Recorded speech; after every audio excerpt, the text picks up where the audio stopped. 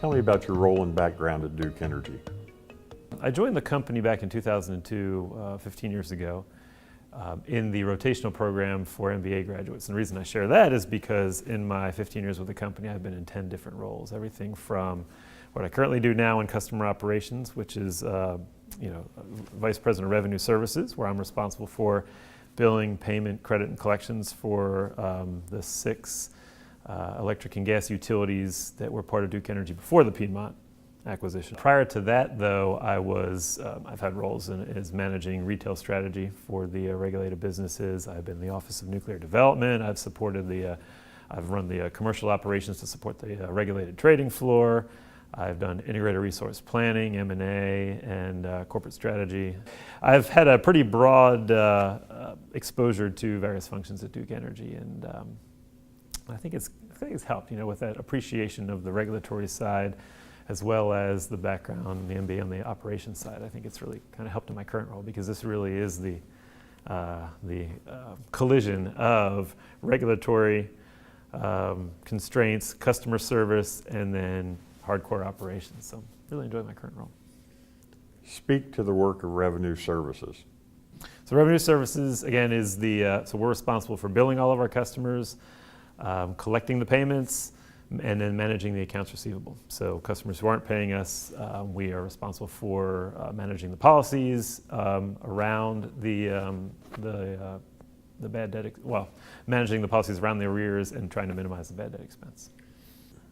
Talk about the volumes of work at Duke Energy and the challenges that presents to your work. So just to put it into context, I like to call us we're the cash register for the company's regulated operations. So the company generates about $20 billion in revenue, which we're responsible for billing and collecting. And that's across 7.5 million accounts.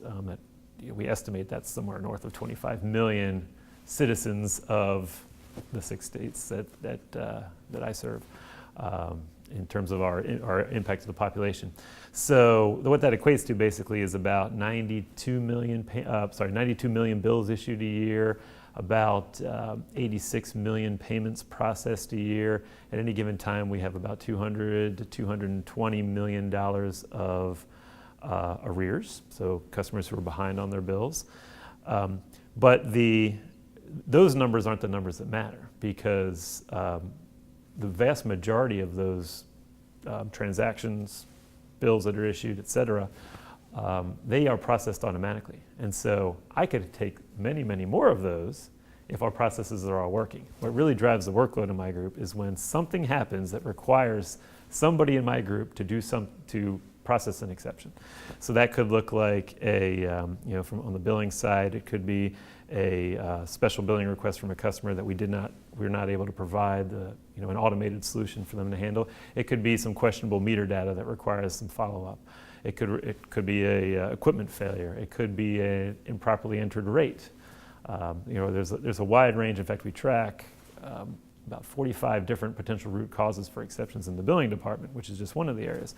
On the payment side, our operational challenges are created by the roughly 2 to 2.5 million pieces of white mail we receive a year. And white mail is defined as non-conforming mail that we can't run through our automated machines. So to put that into context, I mentioned 86 million payments a year. About 60% of those payments are made electronically. About 10% of those come through our walk-in pay agents, which is a convenience offer for our customers. And then about 30% come into our central cash remittance, meaning that customers wrote us checks and sent in the paper for us to take care of it. And if they send it in using our conforming bill stub and envelope, it goes right through the machine, all very much automated, doesn't require a lot of manual intervention. But each year we receive between 2 and 2.5 million non-conforming envelopes, a customer pulling something out of a thank you card or a return envelope from another business or something to that effect, where they're striking it out and putting Duke Energy's address on.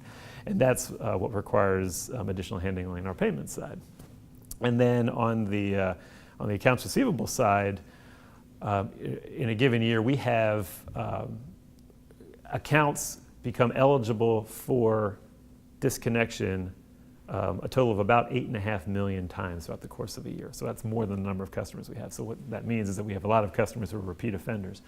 And again, we have automated processes to try and help them through that credit timeline. But when customers are trying to go, get outside of the standard credit policies, that requires intervention from my group. When we grant those exceptions, that requires additional intervention from my group.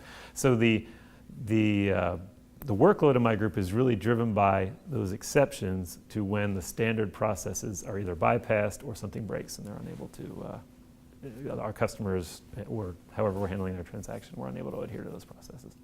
How do you adjust for customer exceptions? If you come at it with the mentality, first of all, that every time that a performer in our group has to process something, most of the time that typically represents some sort of failure, that really that presents an opportunity. The first thing we recognized was that exceptions equal customer pain points. When we're having to process something, that means the customer's bill or payment posting is potentially being delayed. Or it could mean that they have received an incorrect bill in the past, and we're now having to correct a bill. And if you've ever received a corrected bill, I guarantee that the vast majority of them generate calls to the call center, because it will say something like adjusted amount, correction from previous month, something in bold letters that brings attention to the fact that Duke Energy made an error. And customers always want to understand what caused that error and are they being made whole as a result of that. So that typically drives a lot of call volume, not just volume in our group. So, so the recognition, first and foremost, that any exception we have to process as a potential customer pain point kind of puts us in that mode of recognizing that it takes us out of just looking at purely at a cost game, right? Understanding that there is a customer on the other end of these transactions when they go wrong. So for example, if we're seeing a high number of meter reading errors in one jurisdiction, we will go to the meter reading department and share the statistic with them and help them to understand the customer pain points that they're creating. And when you frame it in terms of customer pain points, the whole organization rallies behind minimizing those. When you're talking about them purely as drivers of workload and revenue services, then you get in the question of, well, does it make sense for us to, is it more cost effective for the revenue services folks to process the exceptions, or is it more cost effective for us to take more time in the field to get the meter reading right? But when you frame it up that each one of these potentially represents an incorrect bill being sent to the customer, the debate is completely taken away.